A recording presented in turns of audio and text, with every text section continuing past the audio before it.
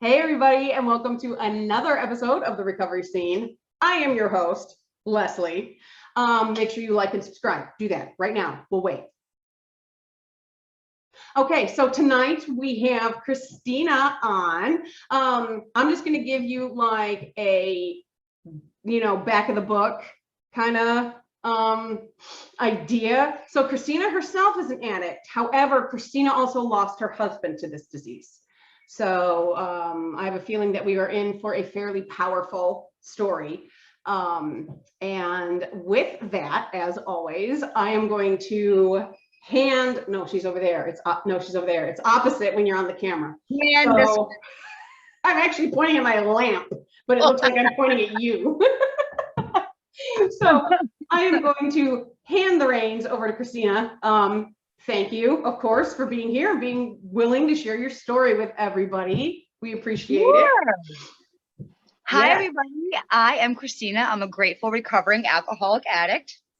My sober date is 12/2/16. So, yep, I've been in this for quite some time. Trust me, quite some time is, for me, that's right. Right. Yeah. And Christina's shirt actually has a purpose. We can only see like the top. There you go. Yeah. Okay. I did that for a reason, but we'll get there. We'll get there. We'll get there. For a lot of reasons, because clearly this is the problem that we're having, But so I'm going to run through really, really quick my childhood.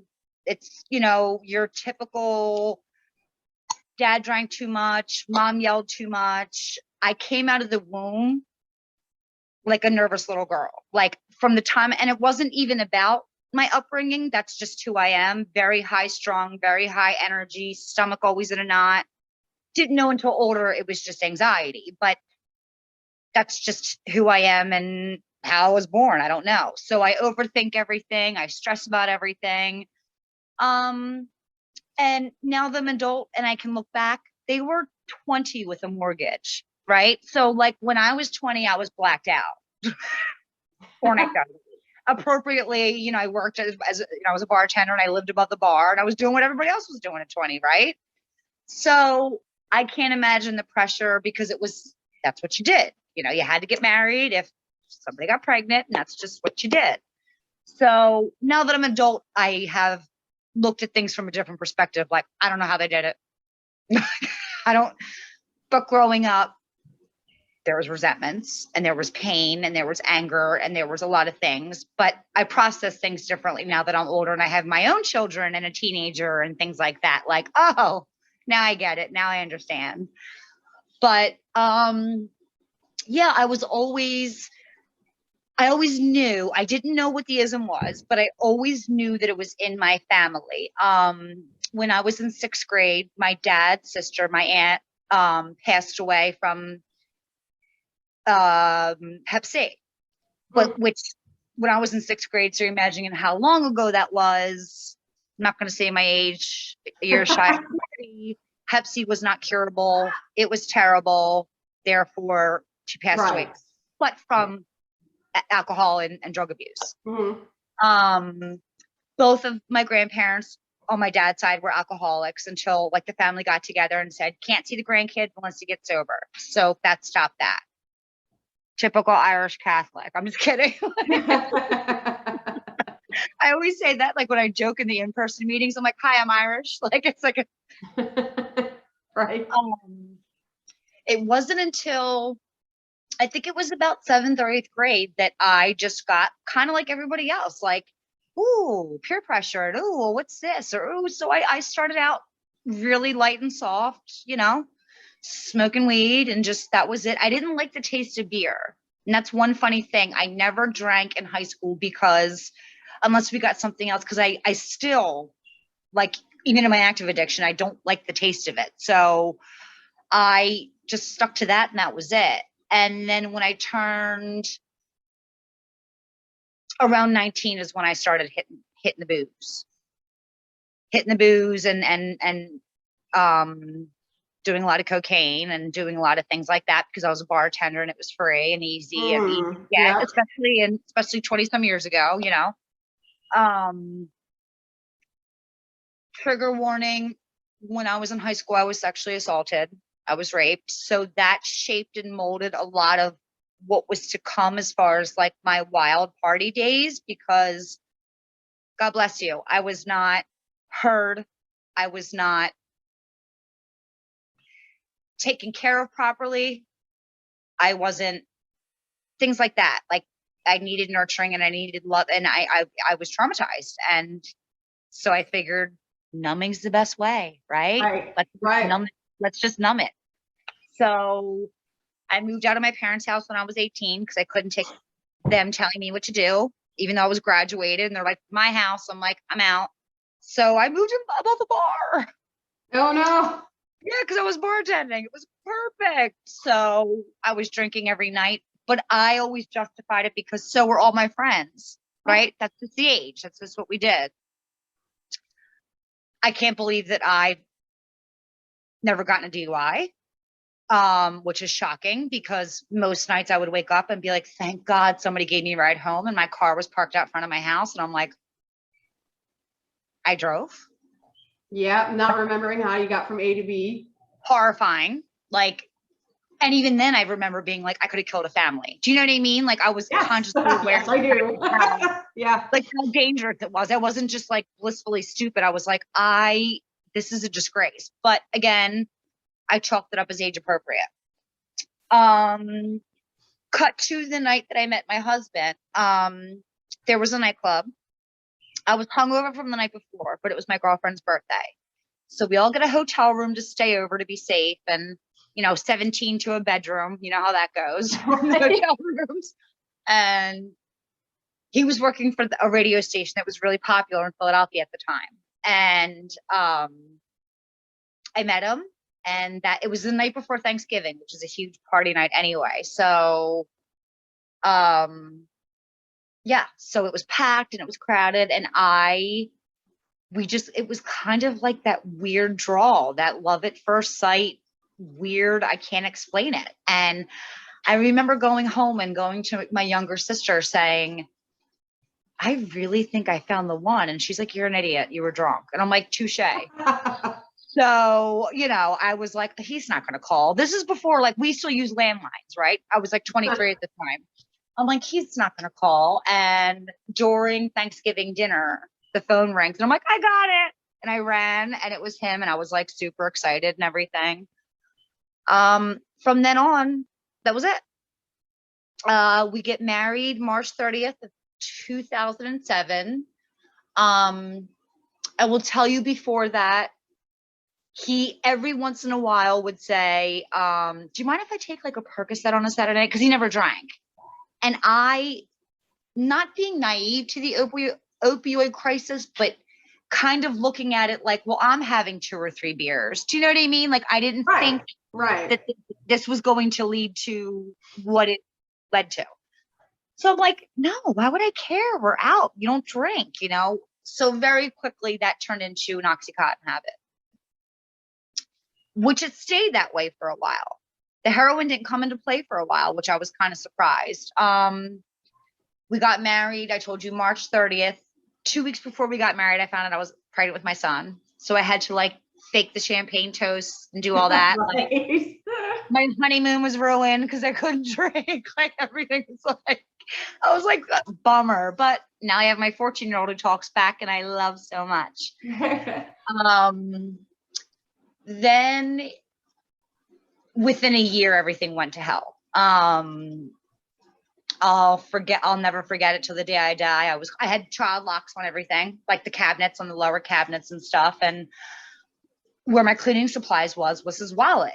And I'm like, this is the weird, what the hell is he doing? Why is there a wallet? Like, what, did you forget your wallet underneath the bathroom sink? And I opened it and there was half a bundle. So like, let's just say 6 bags of heroin. Mm-hmm. Now, mind you, I'm not naive, but I swear to God too, it was like my brain telling me not know what it is. Like, this can't be what it is. Right. Like, and I'm like, there's no way. There's no way. So my son was with my parents at the time, and I quickly called and said, keep him where he is. I'll come to get him in a little bit. My husband comes home and I'm like, what's this? And he started to cry. And I said, we're calling treatment centers right now. Again, being completely ignorant with how you have to be ready, how you have to want to do it. That was just my initial reaction. Yeah. We have to nip this in the bud now. Not understanding, He's got to be in too. Yeah. Yeah. I just figured rehab will be the end all. They'll fix you. That's it. Completely naive to everything. Came home 24 hours later, he was using. So right then and there, I knew, oh, he has to want to do this. I get it now, and it was an off and on battle until Matt came out and he got on Suboxone. Game changer, life changer. We had our beautiful daughter, bought a house, bought a Harley, like everything was great. Like bills were paid. Like it was like a completely different human being, human being. Right. And for people who don't know what MAT is, it's medically assisted treatment. Yes. So he was on Suboxone. Sorry. It's not for everybody. Not everybody agrees. It's a hot topic in the recovery community. Many roads lead to recovery, whether people like it or not. I like to say, if you're sober, you're sober. Mm-hmm. That's just it. But Yep. So long story short, he was working for the energy company in Pennsylvania, which is also in Chicago. And they said to him, because Suboxone and MAT was so new, that it was deemed dangerous. Mm-hmm. So they said, either you go to rehab or we take your hazmat CDL away from you. And he's like, well, I can't lose my job and my benefits. And I have a mortgage and I have a stay-at-home wife and I have all these things. And I remember, and I will remember this until I die, I turned to my brother-in-law and I said, this is going to be the end. And he's like, no. I said, this is going to be the start to the end.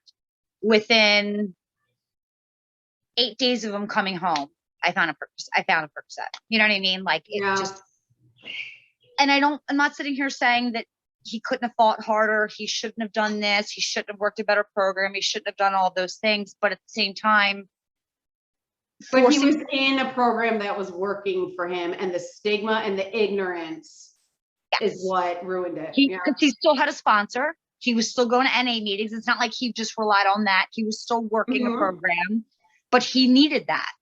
He had extreme childhood trauma, extreme. So I knew that his demons were deep, and I knew that this was, like, for me, a godsend. It was like the holy grail of, I have who I fell in love with back until I didn't. Right. And, incredibly long story short, it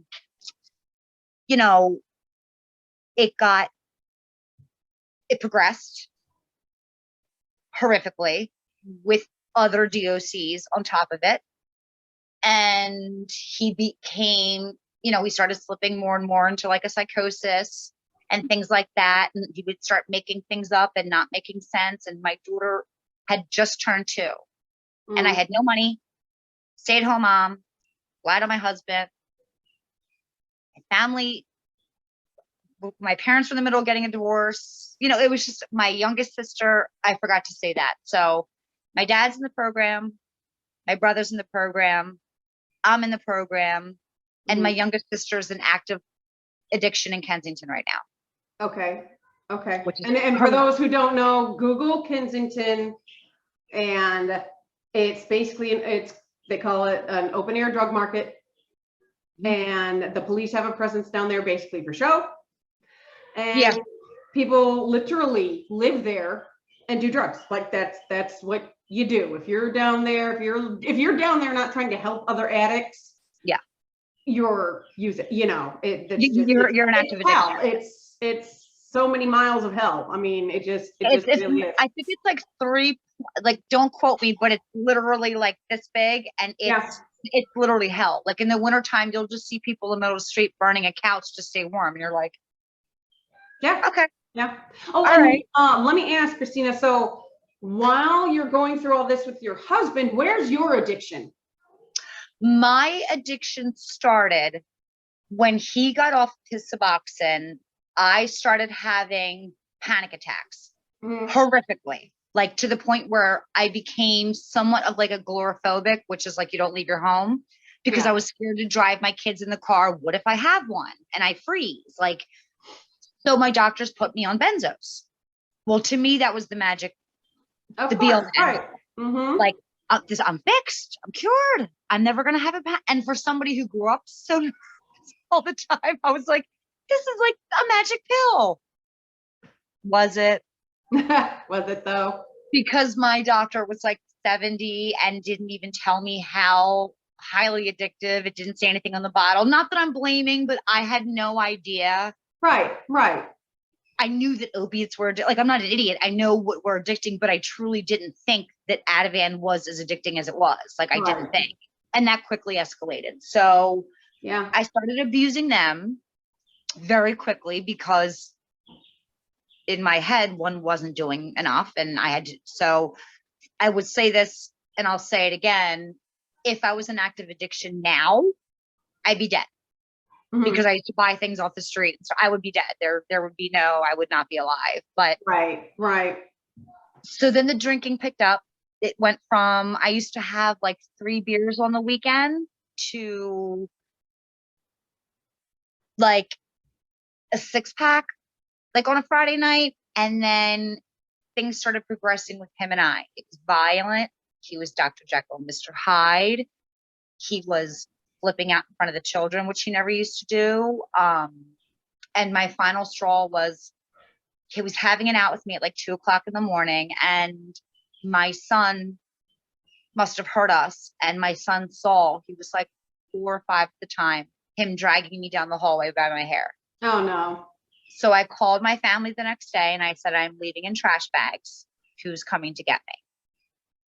I left everything that I owned, but a couple of outfits for us and everything. And I said, I got to go. I had to, I can't live like this. He was very good at hitting me where there was no, physical marks, stuff like that. Right. But that was not him. And I Right. stress this and I stress this and I stress this. People look at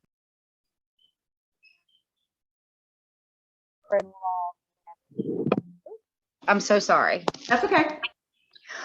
You still say that you're in love with him, but he did these things. I said, no, the disease did those things. Right. That's not my husband. Right. That was not the father of my children. Right. That was Totally different guy. That was heroin. That was meth.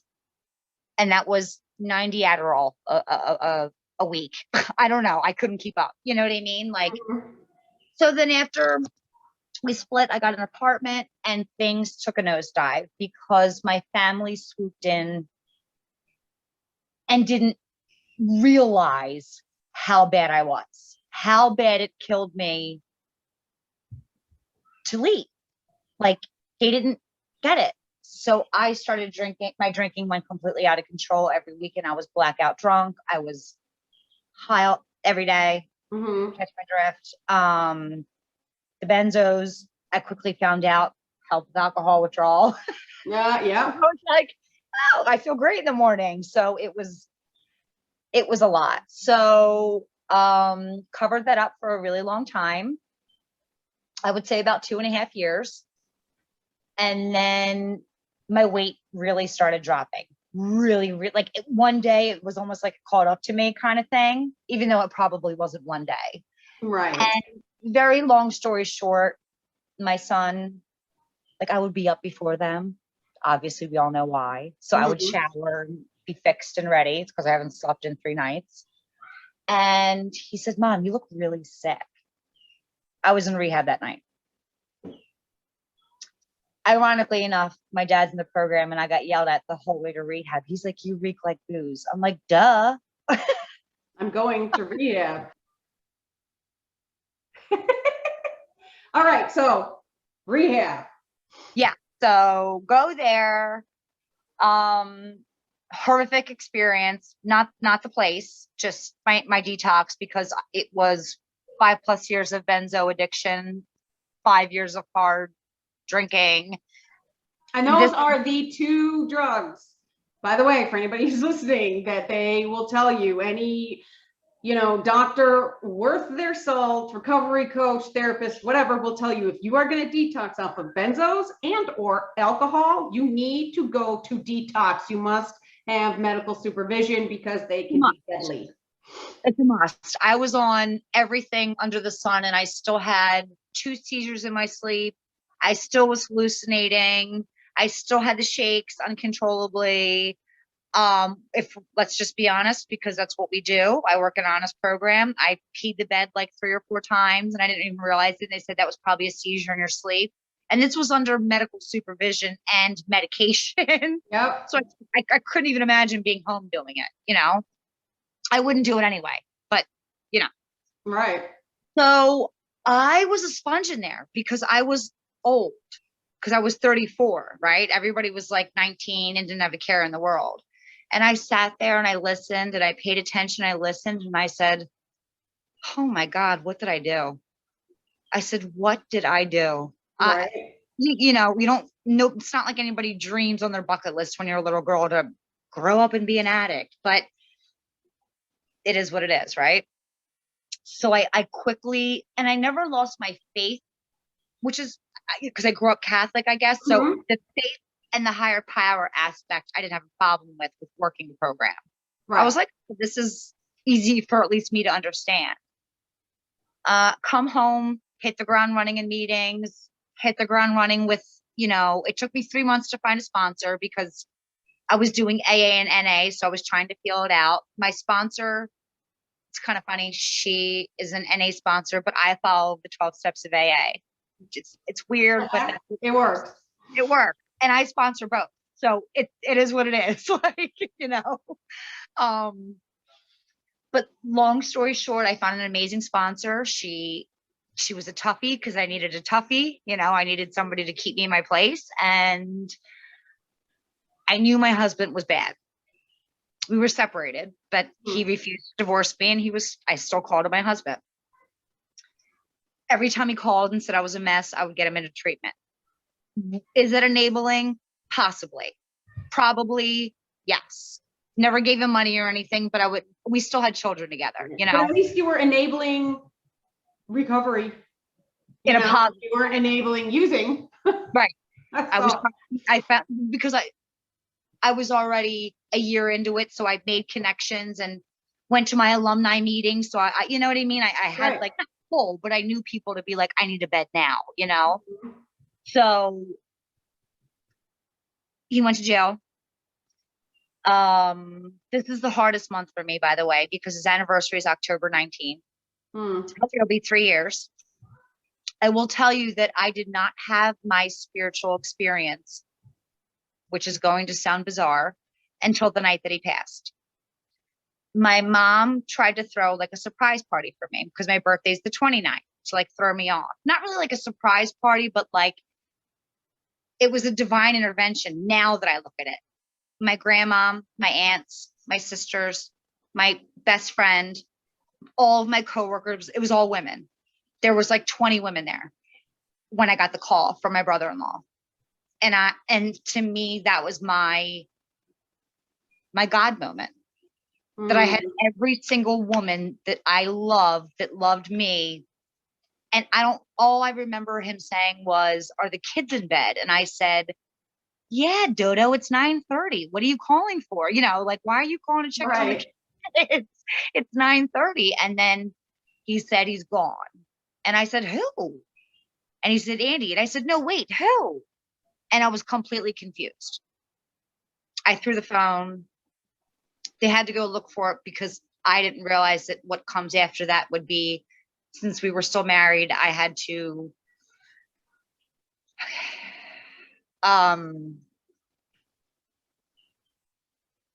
identify him, work directly with the coroner, which he was in Philadelphia. So he was there for 6 hours in the recovery house, which I got shut down, by the way, because they weren't licensed. And I found that out. So I had that shut down right away. Not right away, but as soon as I could get the paperwork. Right. But I'll tell you, it's not the 19th that's horrible for me. It's the 20th. I didn't sleep. because my children didn't know. They both had soccer games. I had my entire immediate family take them to their soccer games, and I just threw up and paced, knowing that I was getting ready to sit down and forever change the course of my children's life. Forever. And forever break their hearts.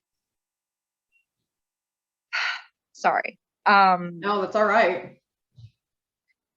So they walk in and they have their cute little medals on, you know, the little plastic medals on. They said, "Mom, what's wrong? Have you been crying?" And how old are they at this point? At this point, my daughter is in 2nd grade and my son is in 5th grade. So we've always had conversations, just age appropriate conversations. He's not making the choices. That's why he's not around. Like, and my son is in 5th grade and he went through DARE. Well, is he doing bad things? And I said, yes, but he's just not making good choices. Like I always made it age appropriate so they could understand. Right. Because let's face it, half the adults don't understand, right? Like, I mean, how are you supposed to explain it to a kid? Yeah. Exactly. So the 20th is my I can't breathe day, because they came in proud as, you know, a peacock, like, look at my medals. And they said, "Mommy, have you been crying?" And my family wanted to come in and I said, no, they have to hear this from me. It's just been me and them, and they have to hear this from Mommy. And I said, "You know, Mommy and Daddy love you." And they said, yeah. And I said, "You know, Daddy's been struggling, having a hard time." And they said, yeah. And I said, "Well, Daddy went to God's house last night on my deathbed. I'll never forget the screams that came out of them. I've never heard them make noises like that. It sounded like cats or something. One fell on the floor, so I jumped on one. I don't even know. It was just a pot, and it was just shame. Yeah. For the next, you know what I mean? I don't even know how long. Since we were separated, obviously there was turmoil within my in-laws because they blamed me for his addiction getting worse. That's not how that works, but that's fine. If that makes you feel better, that's fine. Keep in mind, I'm 2 years sober at this point. Right. So after everything settled, I lied and said to my family members, "I got to go stock up on my cigarettes. I got to go." Didn't call my sponsor, didn't do what I was supposed to do. And I pulled into the liquor store and I sat there for 20 minutes playing our wedding song and like doing all these things. And I just said, "God, make that I've never had the desire to use except for like in the beginning. You know what I mean? Make it go away. Make me stay in this car. Please don't make me get out of this car. Now more than ever, they need me." Divine intervention. I stayed in the car and I got through it. I don't know how. The worst part of it all is you're a mother. Still, they have nightmares. Still, it'll never go away. And it's something that we work through. It's something that we talk about all the time. It's constant. You know, they're proud of me, that how active I am in the recovery community and what I do. And you know, that I am obviously a massive advocate. And you said it was actually fentanyl that took him. It was, which I find it crazy, but it took like 4 months for the toxicology report to come back. Why does it take? I don't know. If there's anybody out there, please leave a comment and let both of us know why it takes so long. It's a blood test. It doesn't take that long on TV. Yeah, exactly. They get the results right away. Right. So in real life, apparently, is a lot slower. Literally. So I get the toxicology report 4 months later, and it was 30% fentanyl, and the rest was carfentanil. Which, for those who don't know, Leslie, if you want to explain it better, you can explain it if you would like. Yeah. So there's fentanyl, there's carfentanil, and then there's another one, isn't there? There's 3. Carfentanil, you guys. It's the big boy. it can take down an elephant. And as a matter of fact, I'm pretty sure that's what carfentanil was for. It was created to tranquilize an elephant. Yeah. So imagine, no matter how big of a guy. He was 6'3", 260. Yeah. Put him next to an elephant, he's a mosquito. And trigger warning, he tried to push a Nick bag, which is nothing. And it didn't even go all the way. It wasn't even fully pushed. He was DOA right then and there. Yeah. And everybody tried Narcaning him. And then once I got the toxicology report back, the coroner explained to me that it was an instantaneous, that's it, you're done. No Narcan can touch carfentanil. Nothing can touch carfentanil. There's no coming back from that. Yeah. So I turned my grief and my pain into purpose. I started slow. And then I came on, I actually joined TikTok to spy on my kids right as the pandemic hit. Cause I'm like, what are these dances that they're doing? And let me see what they're doing. What are you two doing? So then I was like, oh, there's recovery on here. This is fantastic. Cause I haven't been to meetings. So I quickly found Recovery Mike, and we lived 20 minutes away. So I started doing outreaches in Kensington. And that was the first time I've been down in Kensington since my husband has passed with them. Mm-hmm. That's where my heart is. That's where my heart will always be. I just got approved for my own nonprofit. Awesome. Yes. What's it called? R-Dash. R-Dash. That's right. And it's going to focus on, no offense, men, but women in recovery, whether that be you needing a leg up for whatever it is that you need. That's my focus is. Well, historically, I mean, even now, if you go to meetings, a lot of the time, the majority is still men. Recovery was geared toward men. Sober living geared toward men,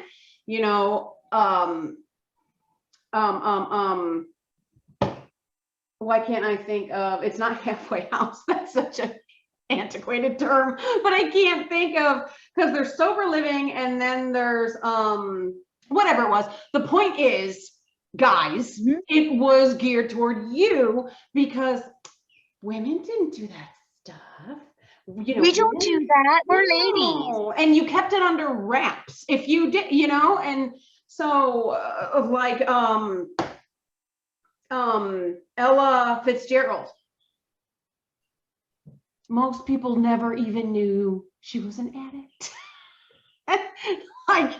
Because you just didn't talk about it. Everyone knew Marilyn Monroe was an addict, but nobody talked about it, even though it was common knowledge. I mean because Dolores from the Cranberries, who's one of my favorite bands, and they're like, what do you mean? And I'm like, she drowned in her bathtub. What do you think? She took a nap? That's not how that works. How that works is she's an addict and she was drunk and she fell asleep in her tub. They're like, I had no idea she was an addict. Well, you don't just nap and drown in your bathtub. Right. Yeah. So historically, it's been geared toward men, so we need more things for women. I mean, and trust me, I get the backlash. I get the backlash on TikTok. I get the backlash, here, there, everywhere, that I'm too much or I'm too loud or I'm too opinionated because I stand up for my sponsees and I stand up for women who are, trust me, I know. Mine just came in the room too. I stand up for the voiceless, especially women, mostly women, because if I feel like if I'm not doing it and she's sitting over there crying, who's going to do it? Right. So I'm really, and it's really funny. I don't know if I'm allowed to curse on here or not, but as soon as a woman has an opinion or has anything of anything, I'm a bitch. Oh yeah. And I'm loudmouthed and I'm the C word. When I'm just saying that I'm against A, B, C, and D, domestic violence, I'm against this, predatory behavior, 13 stepping, name it. But all of a sudden now I'm a loudmouth bitch. Right. I'll be a Right. loudmouth bitch. I Yeah. don't Okay. care. Yeah. I've been called worse. Trust me, I don't care. Like that's all you got? Yeah, Bitch? exactly. Like, that's pretty much the mentality that I have. I'm like, bring it. That why you just call me jerk? I know. I should just get like a cape and just have like super bitch on the back or something. I don't know. Like, I don't care. I really, your opinion, I've been through hell. Yeah. I've walked through hell. I have to deal with on the daily basis that I have somebody in my family who I'm 10 years older. I could get her 90-day treatments for free. I can get her whatever, the world's desired as far as treatments with the connections that I have. And Right. probably right now sleeping under a bush because it's dark Right. outside. Right. Now, maybe this is a little over the line personal. If it is, No, that's fine. When you go to Kensington, do you ever worry like I'm gonna find her, or has that happened? I've gone down twice to see if I can find her. I've only found her once because she knows where I go. Like when I go down, we go to two specific spots that are like the hot spots, the populated areas. So I haven't done an outreach since she's been down there because I'm scared. No, yeah, that's gotta be hard. I'm just being honest. I feel like but then there's my baby sister. Right. So,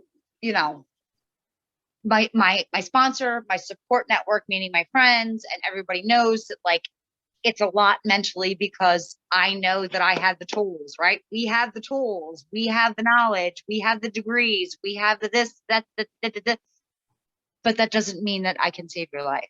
Right. That's the hardest. That is the hardest thing. And I have all this knowledge, uh-huh. and none of it means anything if you won't do what you need to do. It doesn't mean anything. Useless. It goes out useless. Yeah. And I powerless. Mean, me and that right there is my biggest problem, that word, power, because I felt for the past couple years so powerless with my children and their grief and can't taking the pain away. And now this. I went back. I have a regular therapist and I said, I have to go back to my trauma therapist. My anger's bubbling back up. Like I'm well aware. You know what I mean? Like, if this isn't right, nothing else is right. Like I'm well aware that I got to get certain things back in check because I'm angry and I'm allowed to be angry. It's just how and where I place it. Right. That, so, I mean, yeah, I am getting ready to start women's meetings 2 nights a week. That's, my nonprofit, like I said, is going to be geared. Sorry again, men. Not that I'm going to turn away clearly. Right. But that's what I accidentally went to a men's meeting once years and years ago, and they were like, well, I mean, if you don't care, we don't care. We're not going to make you leave. Because I was out of town and I didn't see the little symbol, or the M or whatever. And I just went and I'm sitting there and it's getting a little awkward because it's all these guys and they're all looking at me. And the guy cheering goes, do you know this is a men's meeting? I do now. Right. I'm getting the idea. And of course I was like, you guys, I'm so sorry. I do not want to like cramp your style. I can go. And the guy that was cheering it said, if these guys don't care, and I explained to them I was out of town and I just wanted to make sure I got a meeting in. We were camping. And I was like, I want to make sure I get a meeting. And they're like, we're not going to turn you away. High five that you're on vacation and you found a meeting. How about that? So I totally stayed. It was great. So but so that's awesome though, because we do need more resources for women. We really do. I mean, my goal and my dream one day, not anytime soon, because I don't have the fun. I mean, I applied for every grant known to man. I'm like a psychopath. I'm like, click, fill up. But my dream and my goal, what I wanted to do since I became sober was to open up a 24-hour running sober living house with staff so that women can go and get treatment and not have their kids be put into the system. And try to keep families together, so to speak, Right. meaning moms and their small children. Like, Mhm. it's not unheard of that you can go to treatment for 30 days and come back, and we will have you lined up already with a sponsor, or at least somebody to take you to meetings and stuff like that. And then I will have in-house therapy and things like that, stuff like that's my ultimate goal, is to Right. keep the mommy and the babies together, and keep Yeah. DHS this way if they're doing the right thing. You know what I mean? Mhm. So they don't have to fight tooth and nail. And Right. Right. Because sadly, I mean, not all the time and not every DHS worker, just the right. disclaimer. No, of But, course. women they have lost their children doing the right thing. Yes. This is not unheard of. No. And it's a big old problem. So It is a big and problem. again, disclaimer, not everybody. Right. Right. There are very, very good DHS and I couldn't imagine their job. CPS if you're, in certain I couldn't imagine states. their job. My hats are off to them, because Mm-mm. I couldn't imagine it. But at the same Right. time, I mean, the caseloads that these and workers their have. and their pay grade, Yeah. And then we wonder why they're things fall through the overwhelmed. cracks, Yeah. and then they get blamed. Not the people piling on the caseloads and not paying them, what they should be getting paid. And Don't most of blame the time, them, my girlfriend actually works for DHS, and she said that like 50% of her cases have nothing to do with people with the ism. So go figure. I know. Right? Talk about ending the stigma, oh, why was she this and that? No, she was just No. neglectful and just felt like not being a mom, and she was probably Right. wanting to go somewhere and left her 2-year-old at home by themselves. And so yeah, so Yeah. that's my goals. That's what I'm working on. And to be a voice for the voiceless, and just to keep continuing doing what I'm doing, and hopefully people get stuff out of it. And if I keep getting called a bitch, thank you, I appreciate it. Right. You're listening to me. We're good. So, Christina, tell them where they can find you on social media. My handle on TikTok is r-queen Christina, but that was like an inside joke. No, I don't think of myself as a queen. It was whatever. And my last name is McDowell. So on Facebook, Christina McDowell, you can find me. Our website is in the works.